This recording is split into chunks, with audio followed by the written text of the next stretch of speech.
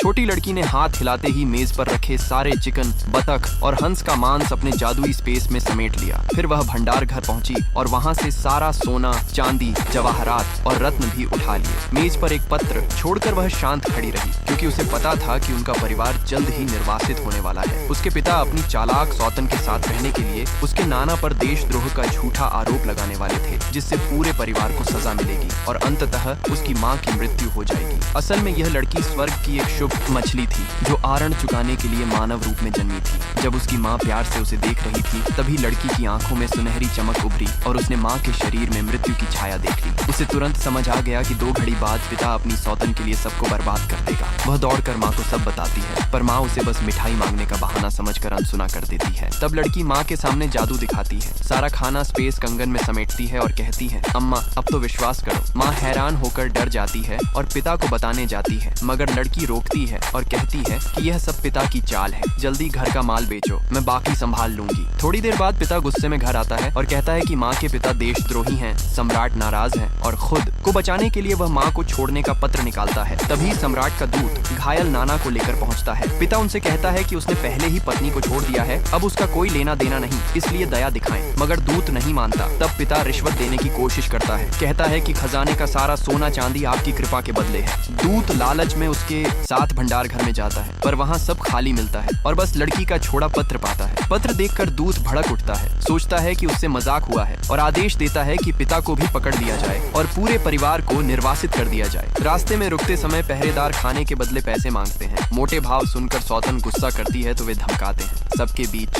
अपमान, ताने और झगड़े शुरू हो जाते हैं। कोई माँ बेटे का मजाक उड़ाता है तो लड़की अपनी माँ का बचाव करती है। संघर्ष बढ़ता है, बात मारपीट तक पहुँचती है। तभी कुछ लोग लड़की और उसकी माँ के सामान लूटने लगते हैं।